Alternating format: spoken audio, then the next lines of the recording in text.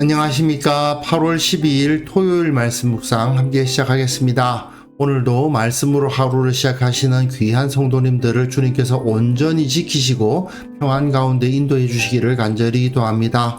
오늘 본문은 이사야서 5장 18절에서부터 30절까지 말씀이고요. 하나님의 심판에 대해서 메시지를 던지고 있는 부분입니다. 주님께서 우리의 죄악을 결코 그저 넘기시지 않는다는 사실을 오늘 본문을 통해서 확인할 수 있을 것 같습니다. 그럼 먼저 말씀 보시고 계속해서 묵상 이어나가도록 하겠습니다. 거짓으로 끈을 삼아 죄악을 끌며 술의 줄로 함같이 죄악을 끄는 자는 화 있을진저.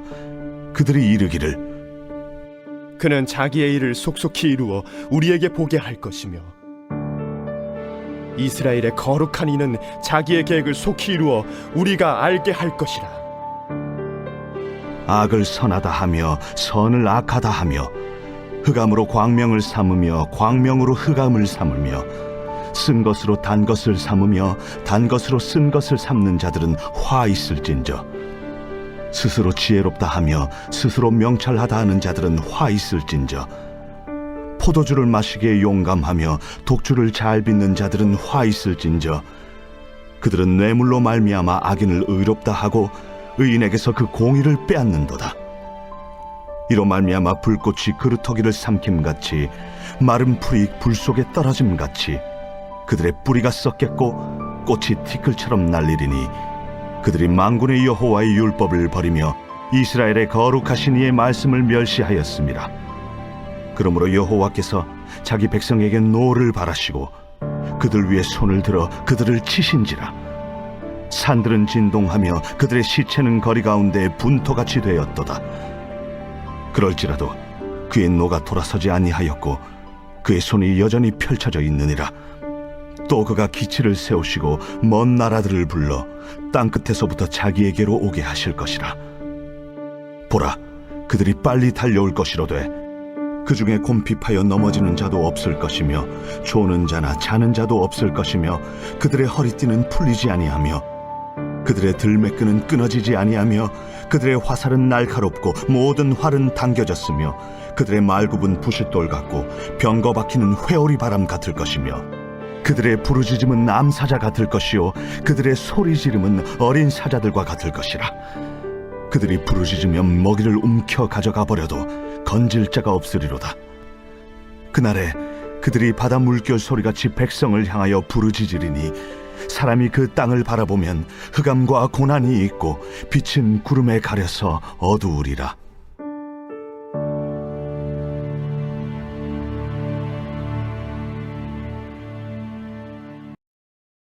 예, 지금 우리는 유다의 심판에 대한 메시지가 담겨 있는 1장부터 12장까지를 읽어가고 있습니다. 그 1장부터 12장까지의 내용 중에서 가장 중요한 부분은 이제 다음 주에 나오겠죠. 6장입니다. 6장에서 이사야 선지자가 부름을 받는 이야기가 나올 텐데 오늘은 바로 그 전 5장까지를 마치고 있죠. 5장에서는 유다를, 이스라엘을 포도원에 비유하였는데 그 포도원이 좋은 포도나무를 심었음에도 불구하고 들포도를 맺혔다. 도대체 그들의 들포도는 뭐냐 하는 것이 열거된 다음에 결국 그 포도원을 하나님께서 다 불태워 버리시겠다고 말씀하시는 부분까지 오늘 읽을 수 있었습니다.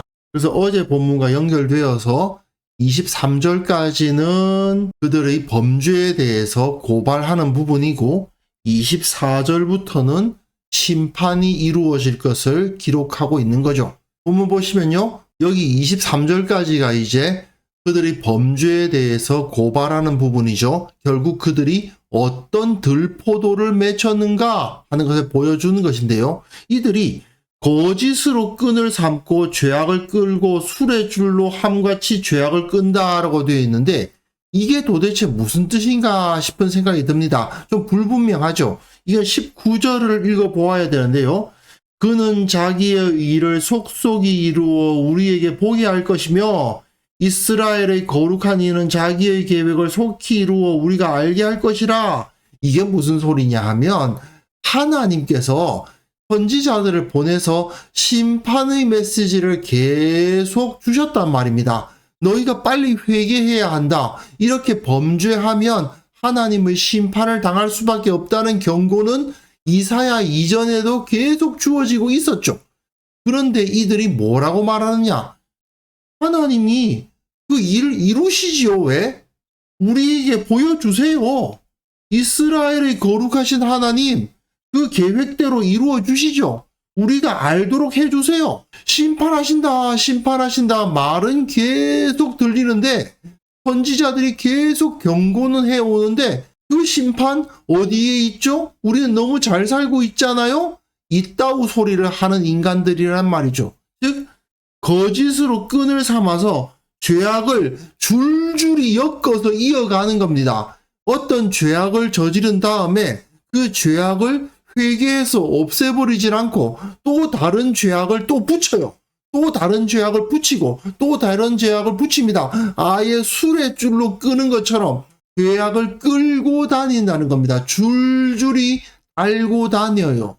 죄는 원래 있으면 즉시 제거하고 없애버리고 혹시 또 그러다가 잘못 죄를 지으면 또 그 죄를 없애버리는 그런 방법으로 살아야 되는데 이 자들은 그게 아니고 거짓을 줄줄이 사탕으로 이끌고 다닌다는 겁니다.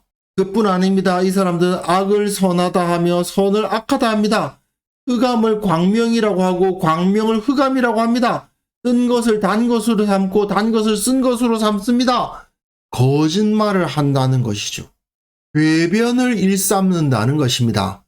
자기에게 유리한 말을 하기 위해서 자기에게 유리한 주장을 하기 위해서 분명히 악한 죄임에도 불구하고 이것은 죄가 아니다. 이건 선한 것이다 라고 정당화해버리고 좋은 것임에도 불구하고 이건 나쁜 거다라고 배제해버리는 그 모든 거짓말과 궤변으로 자기 유익을 삼는 거죠. 그래서 그들이 스스로 자기네들을 뭐라고 말합니까?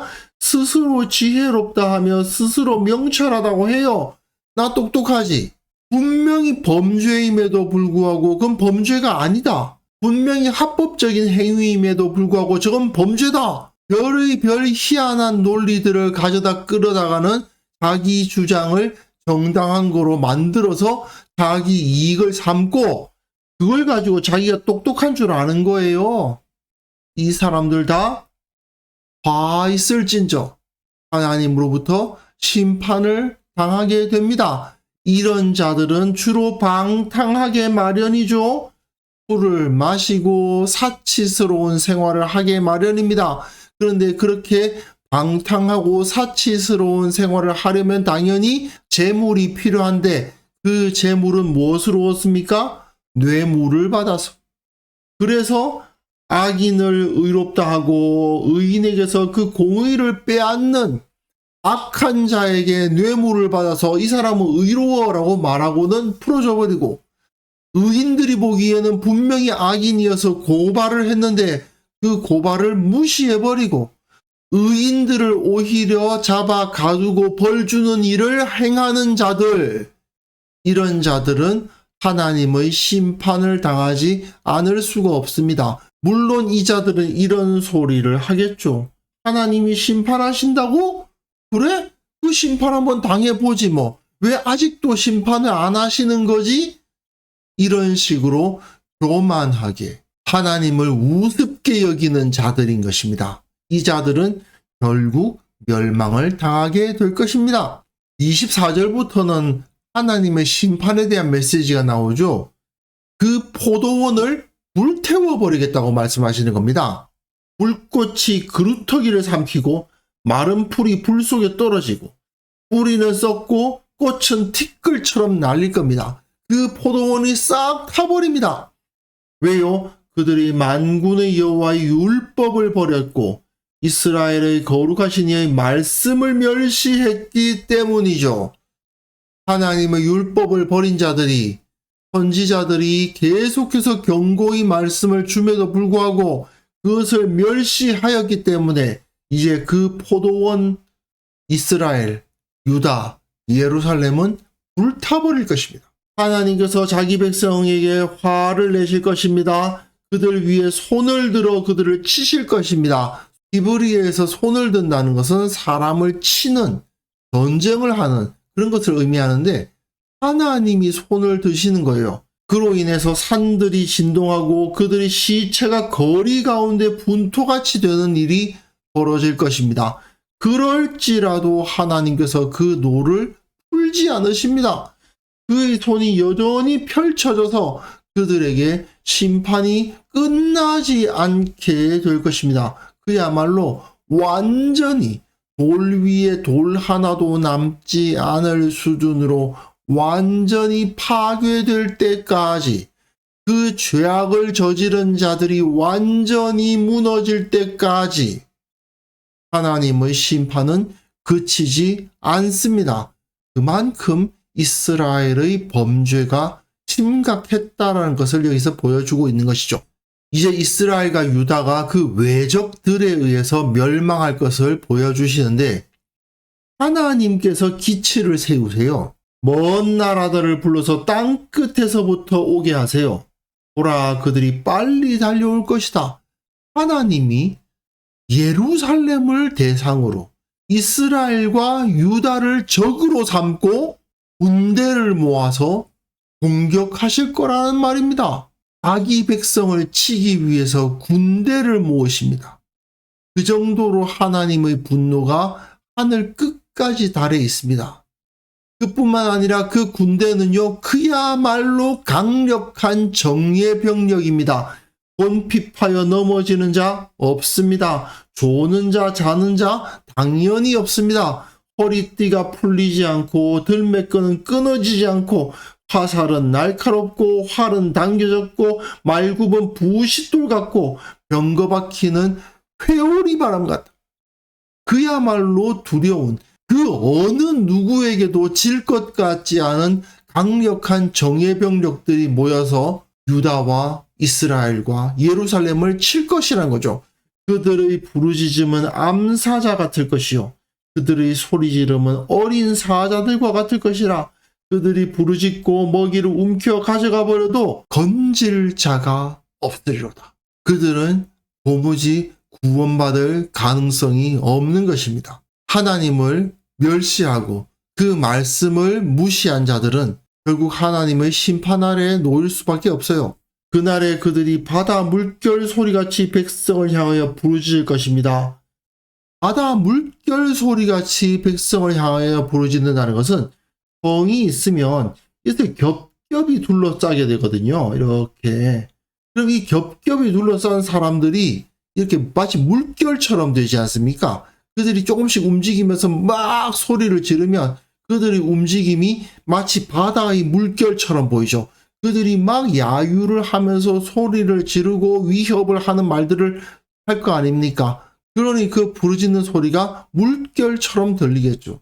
사람이 그 땅을 바라보면 흑암과 고난이 있고 빛은 구름에 가려서 어두우리라. 예, 소망이 없는, 어떠한 구원의 가능성도 없는 그러한 그림이 여기에 그려지고 있습니다. 그러니까 사람들은 자기 과거의 경험을 근거로 미래에 있을 일을 추리하는 경향이 있습니다. 그런데 그게 사실은 엉터리입니다. 지금까지 나는 죽지 않았으니까 내일도 나는 죽지 않을 것이다. 과연 이것이 맞는 말일까요? 엉터리죠. 세상 모든 사람들이 다 죽었다. 그러므로 나도 죽을 것이다. 이렇게 추리하는 것이 맞지. 나는 지금까지 살아왔으니까 내일도 나는 살 거다. 이런 식으로 생각하는 것은 엉터리죠. 나의 개인적인 과거의 경험이 내 미래를 보장하지 않습니다. 그런데도 어리석은 자들은 이런 엉터리 생각에 붙잡혀가지고 안일하고 교만한 태도를 갖는다는 게 문제인 거죠. 좀 전에 제가 말씀드렸습니다마는 이 자들은 지금까지 하나님께서 우리를 심판하지 않으셨으니 이후에도 심판하지 않으실 거야 라고 생각하는 거죠. 엉터리입니다. 역사를 살펴보면 하나님 앞에 범죄한 도시들은 다 멸망을 당했던 것을 그들은 기억했어야만 됩니다. 그런데도 불구하고 하나님 앞에 죄를 범한 민족들이 다 심판을 받았다는 과거의 역사를 보면서도 나에게는 그런 심판이 임하지 않았으니 나에게는 심판이 없을 거다라고 생각하는 어리석은 생각은 해서는 안 되는 거죠. 한번 지금 세계의 교회들을 살펴보십시오. 하나님의 말씀에서 진리에서 떠난 교회는요, 모두 몰락해서 건물만 남아있는 경우가 많습니다. 그 건물은 상점이 되기도 하고, 디스코텍이 되기도 하고, 어떤 경우는 무슬림의 모스크가 되기도 하더라고요. 왜 그런 일이 벌어집니까? 하나님의 말씀에서 떠났기 때문이죠. 하나님의 진리를 지키지 않기 때문 아닙니까? 하나님의 말씀에서 떠나면 결국 망할 수밖에 없는데 이 자들은 교만하게도 지금까지 하나님이 나를 지켜주셨으니 내가 아무리 범죄하고 내가 아무리 말씀을 떠나도 하나님은 나를 지키실 것이다. 이런 교만한 생각을 했던 것입니다. 하나님의 말씀, 진리에서 떠나면 그 자체가 멸망의 길입니다. 심판 피할 수 없습니다. 하나님께서 우리들에게 경고하실 때 즉시 회개하고 바로 잡아야만 됩니다. 내 개인과 우리 교회가 모두 다 진리 안에 거하고 죄를 멀리 해야만 되는 겁니다. 그래서 이 시간 함께 기도하실 때에는요, 죄의 심각성에 대해서 늘 깨어있게 하옵소서. 우리 교회의 모든 성도들이 주님 앞에 흠없는 삶을 살기 위해서 최선의 노력을 다하게 하옵소서. 함께 기도하는 시간 가졌으면 합니다.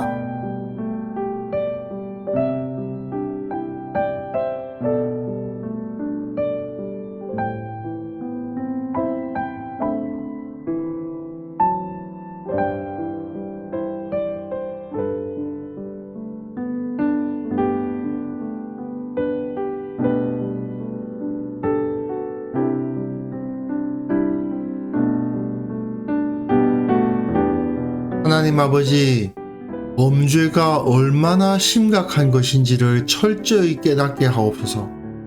정직하고 의롭게 살아가는 것만이 나의 삶을 보장한다는 것을 깨닫게 하옵소서.